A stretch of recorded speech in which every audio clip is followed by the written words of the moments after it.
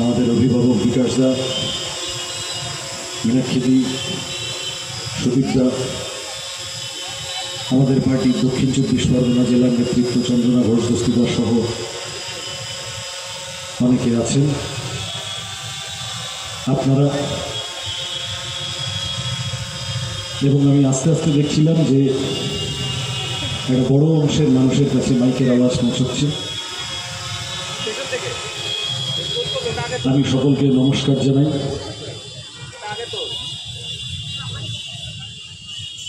প্রার্থীর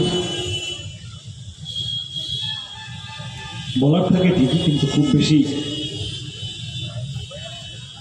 গরম কথা বলার থাকে না। আমি কালকেও বলছিলাম, আপনারা হাততালিগুলো মীনাক্ষীদের জন্য জমিয়ে রাখুন। আমি কেবল এইটুকু বলতে পারি, এখনো মাস দুয়েক, নির্বাচনের 2 মাস আগে আজকের এই সভা দেখে এই আশ্বাস নিয়ে আমরা সকলে বাড়ি ফিরব, যাদবপুর টালিগঞ্জে লাল ঝান্ডা এবার আরো উঁচুতে উঠবে।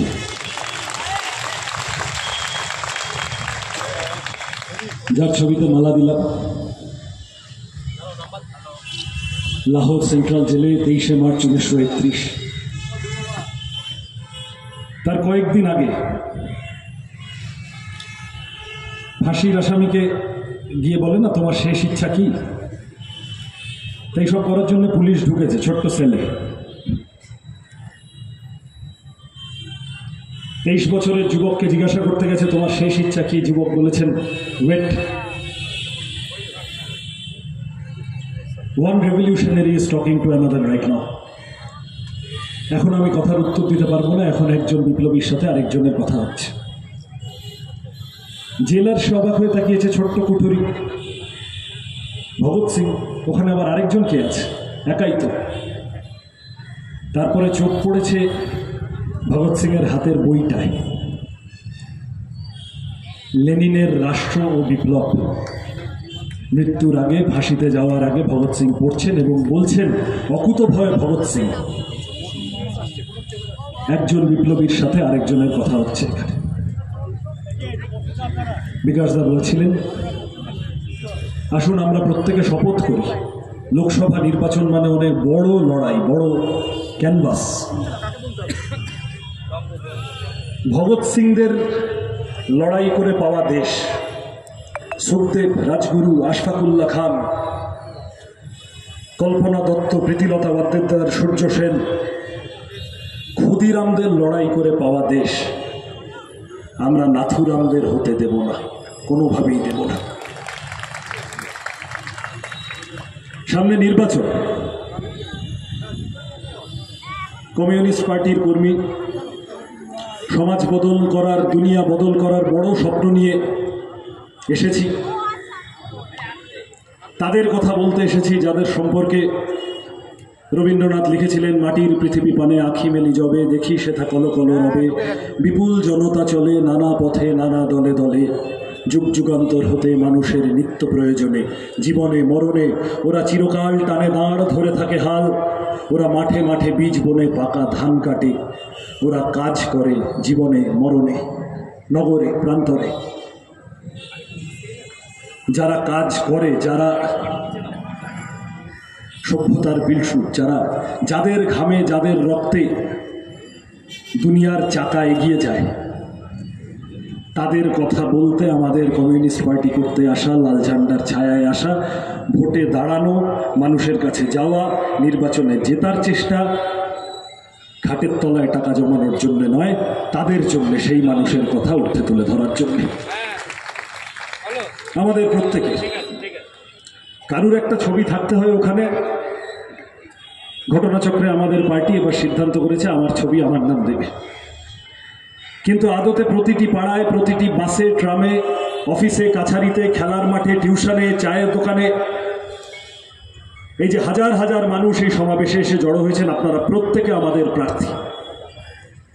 আপনারা প্রত্যেকে আমাদের কথাগুলো, কমিউনিস্ট পার্টির কথাগুলো, বামফ্রন্টের কথাগুলো, বাম রাজনীতি, বাম ভাবাদর্শের কথাগুলো মানুষের কাছে নিয়ে যাবার দায়িত্ব পালন করবেন। আমি আপনাদের সন্তান সম অধিকাংশের এই অনুরোধটুকু করতে পারি।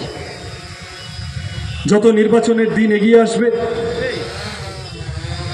এপ্রিল মাসে শুরু হচ্ছে ঘাসফুল পদ্মফুল, মানুষকে এপ্রিল ফুল বানানোর চেষ্টা।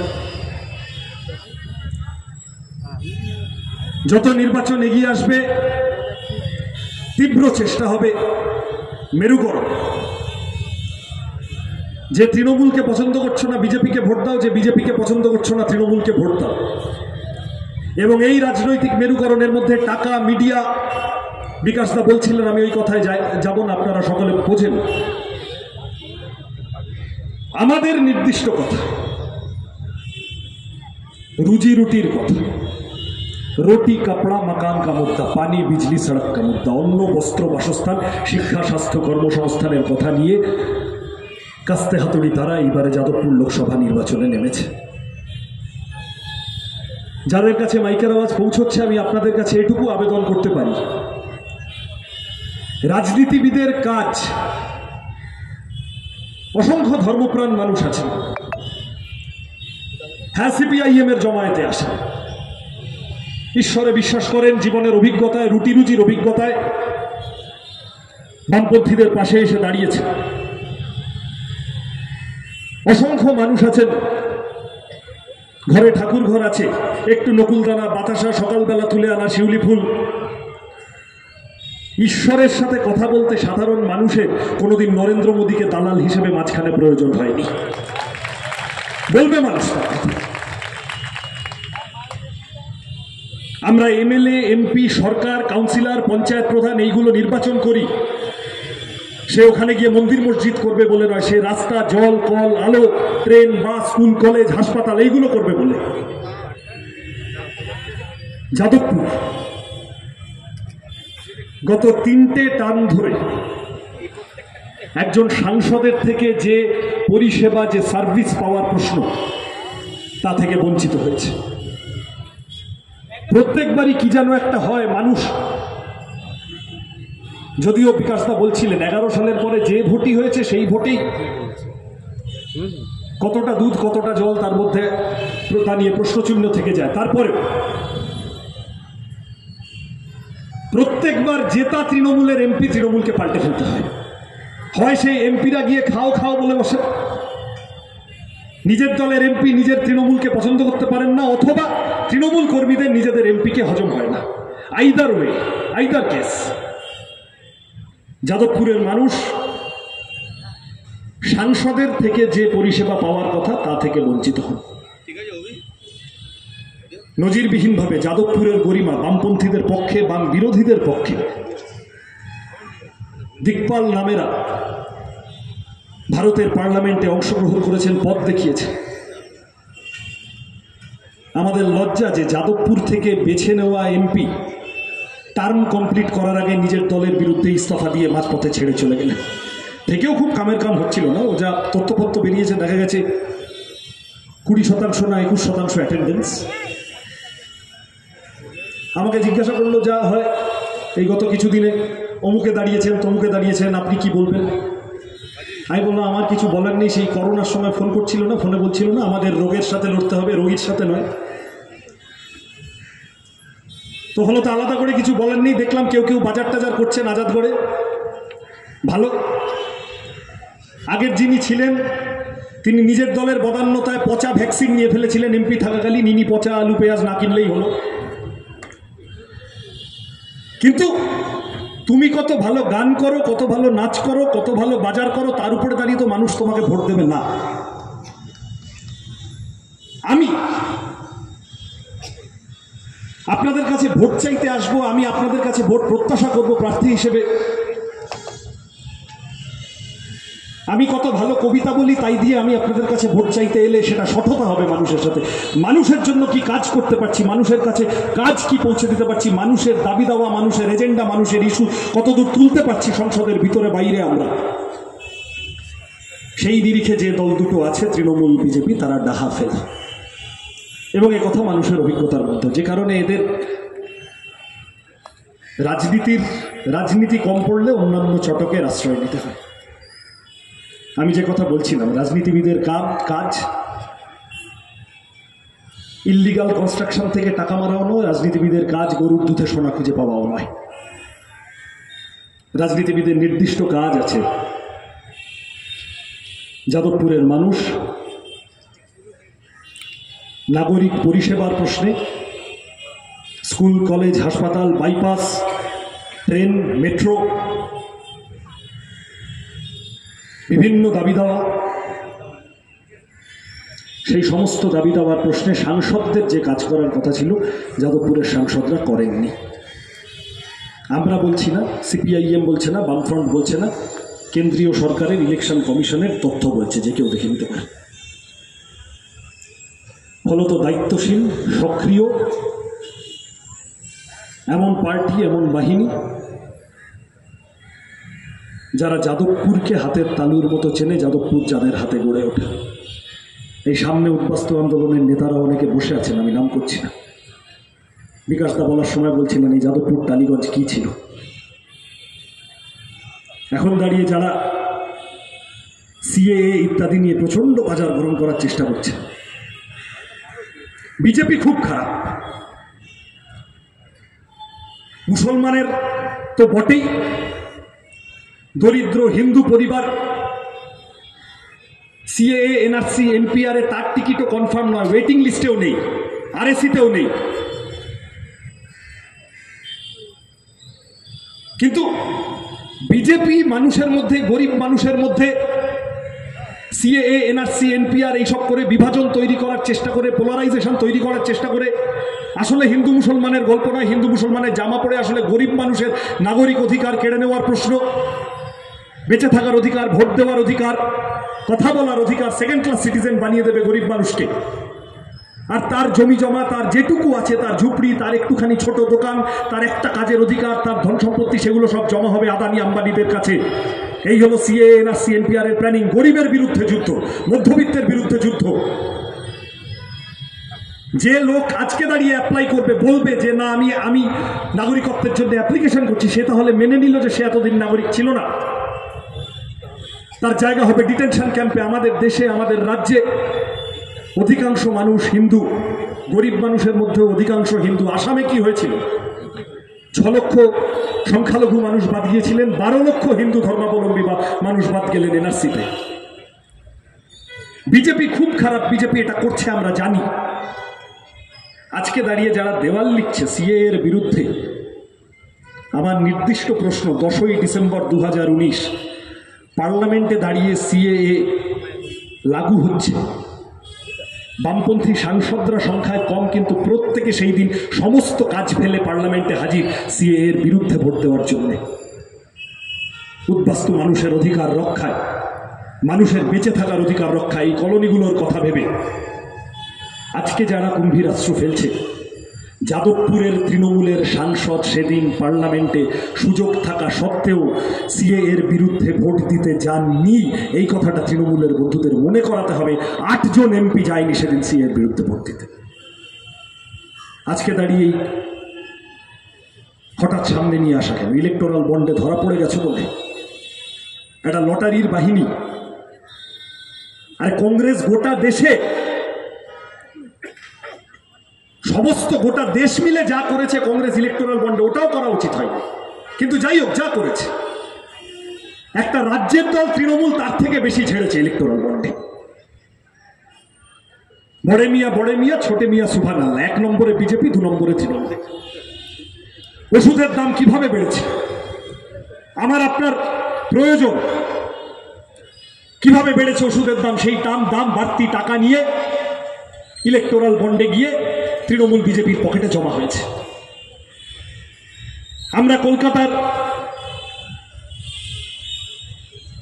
পারভিউয়ের মধ্যে থাকা বাসিন্দারা যারা গোয়েঙ্কার কোম্পানিকে টাকা দিয়ে বিদ্যুৎ কিনি, বিদ্যুতের পরিষেবা নিই, আমাদের বিদ্যুতের দাম চটচট করে বেড়েছে, সেই টাকা গিয়ে জমা পড়েছে, বাড়তি টাকা গিয়ে জমা পড়েছে ইলেকটোরাল বন্ডের মাধ্যমে তৃণমূল বিজেপির হাতে।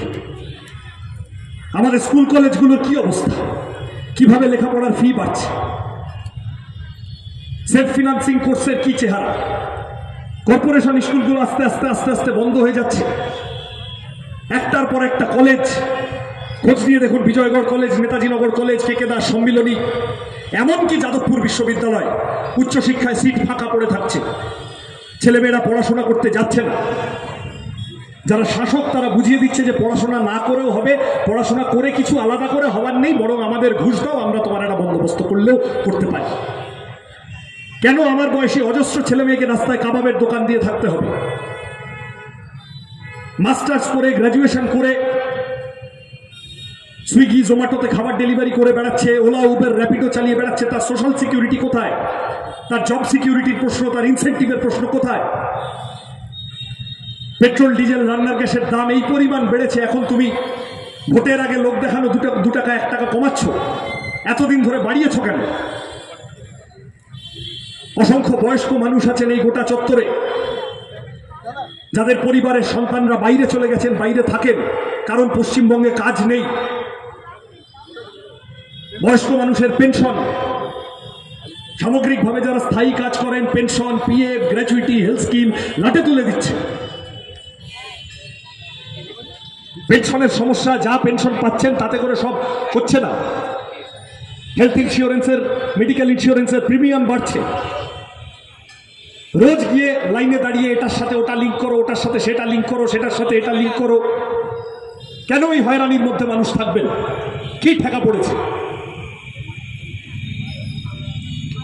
প্রত্যেক দিন আজ কেওয়াইসি, কাল এই অমুক তুসুক। বাজারে যেভাবে জিনিসের দাম, ছবি তোলার জন্য বাজার করতে ঘুরে গেলে হয় না। বাজারে মানুষ জিনিসের দাম যেভাবে বাড়ছে, মানুষের জীবন যন্ত্রণা, আলু পেঁয়াজ অনুভব করতে হয়। রুজি রুটির প্রশ্ন নিয়ে আমরা বামপন্থীরা লড়ছি, কারণ এই কথাগুলো সংসদের ভিতরে যাদের ডিল করার কথা ছিল, তারা পার্লামেন্টের ভিতরে গিয়ে পার্লামেন্টের টিকিটটাকে ব্যবহার করে মোচ্ছব করে এসেছেন। এতদিন কোনো কাজের কাজ করেননি, যে কারণে আমরা বললাম অন্ন, বস্ত্র, বাসস্থান, শিক্ষা, স্বাস্থ্য, কর্মসংস্থানের দাবি দাওয়া নিয়ে লড়তে নেমেছি। আপনাদের কাছে, আমাদের অভিভাবকদের কাছে আবেদন, মায়েদের কাছে আবেদন, বোনেদের কাছে আবেদন,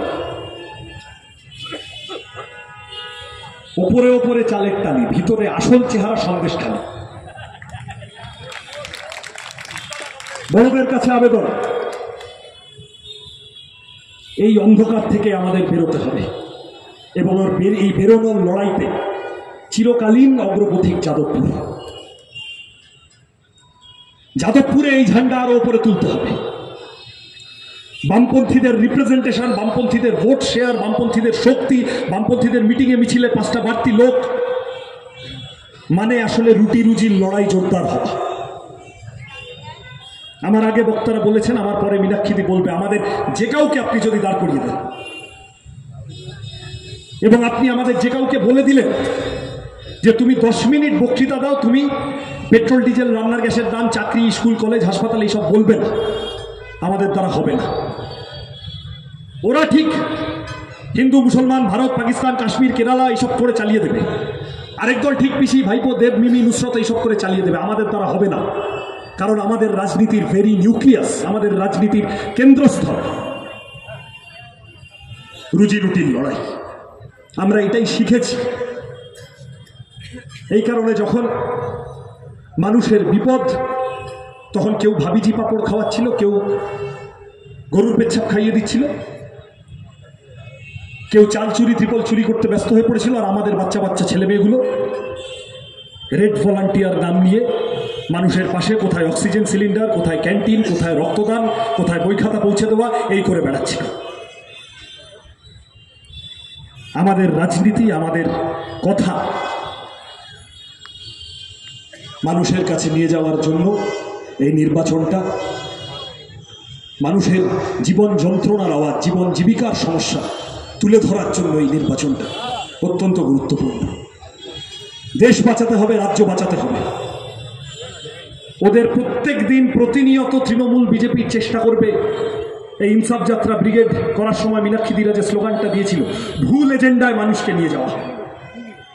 আমাদের মূল এজেন্ডায় ঘাড় ধরে ফিরিয়ে আনতে হবে ওদের। আমাদের শক্তি বাড়া মানে সন্ধ্যাবেলা ঘণ্টাখানেক আলোচনায় পেট্রোল ডিজেল রান্নার গ্যাসের দাম আলোচনা হওয়া। আমাদের শক্তি বাড়া মানে বেকারত্বের সমস্যা আলোচনা হওয়া, আনএমপ্লয়মেন্ট শুধু নয় আন্ডার এমপ্লয়মেন্টের সমস্যা আলোচনা হওয়া, লেখাপড়ার ছাত্রদের যা দাবি দেওয়া স্কলারশিপ ফেলোশিপ আলোচনা হওয়া, জিনিসের দাম আলোচনা হওয়া, গরিব মধ্যবিত্ত মানুষের বেঁচে থাকার প্রত্যেক দিনের জীবনযাত্রার সমস্যা আলোচনা হওয়া এবং সমাধান হওয়া। আমি কথা বাড়াবো না, এখন লম্বা বেশ অনেক দিন চলবে। আমাদের কমরেডরা বাড়ি বাড়ি যাবেন, মানুষের কাছে যাবেন। প্রার্থী হিসেবে আমি আপনাদের সকলের কাছে আবেদন করে গেলাম, যাকে ইচ্ছে ভোট দিন। যাদবপুরের মানুষ নিজেদের মতো করে, যাদবপুর টালিগঞ্জের মানুষ ভোট দিন। হুমকির সামনে ধমকের সামনে মাথা নত করার গল্প নেই। একটা কথা বুঝে রাখেন, একটা এমপি 25 কোটি টাকা পায় 5 বছরে কাজ করার জন্য, 25 কোটি।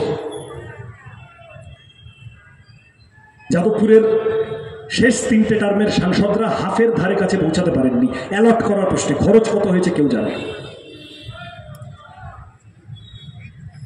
ওরা যদি হুমকি দেয় ধমকি দেয়, আমি পরিষ্কার বলে গেলাম, এই কথা যদি মানুষের কাছে, বিশেষত দরিদ্র মানুষের কাছে, মায়েদের কাছে, বোনেদের কাছে নিয়ে যায়, এই তো করবে। শেষের যত ভোটের দিন এগোবে, শেষের দিকে গিয়ে যখন বুঝবে পায়ের তলায় মাটি কাঁপছে, তখন গিয়ে বলবে আমাদের ভোট না দিলে কিন্তু প্রকল্প থেকে নাম কেটে দেবো। এই তো বলবে, আমাদের ভোট না দিলে কিন্তু অমুকটা থেকে নাম কেটে দেবো, তমুকটা থেকে নাম কেটে দেবো, এইটা থেকে সেইটা থেকে। প্রথম কথা বুঝে রাখেন, 2 বছর পর বিধানসভা ভোট, ওদের নিজেদের পিঠের জ্বালা আছে, কোনো নাম ফাম কাটবে না। সোজা কথা বুঝে রাখেন, ছাগল না হলে কোনো নাম কাটবে না। আর যদি কোথাও কোনো ওইসব নাম কেটে দেবো ভেবো বলে, তাহলে পরিষ্কার সিদ্ধারা সোজা করে দাঁড়ান, চোখে চোখ রাখুন, বলুন তোমার নামের তোমার ওর আমি পরোয়া করি না। তুমি নাম কেটে দিলে সিপিএমের এমপি এসে আমাকে টাকা দেবে, আমার পাশে দাঁড়িয়ে যাবে, গোটা সিপিএম দাঁড়িয়ে যাবে, গোটা বামফ্রন্ট দাঁড়িয়ে যাবে। কি আছে? পানীয় জল, রাস্তাঘাট, স্কুল কলেজ হাসপাতাল, বাস ট্রেন স্টেশন, যা দাবি দেওয়া আছে আমাদের নির্দিষ্ট, আমাদের সমস্তটা নিয়ে যাদবপুরকে নিয়ে এগোতে হবে, বাঁচাতে হবে। বড় কাজ যাদবপুর। বামপন্থী সাংসদদের হাতে একাধিক হয়েছে, তারপরে থমকে গেছে, থেমে আছে, চুপ হয়ে আছে। ঝড়ের আগের আকাশের যে চেহারা থাকে, যাদবপুরের সেই চেহারা আছে। ঝড়ের পরে আকাশ পরিষ্কার হলে লাল ঝান্ডা সবার উপরে কাস্তে হাতুড়ি উঠবে। আপনাদের সকলের কাছে তা করার, তা দায়িত্ব নেওয়ার আবেদন জানিয়ে আমার কথা শেষ করলাম। নমস্কার, ভালো থাকবেন সকলে।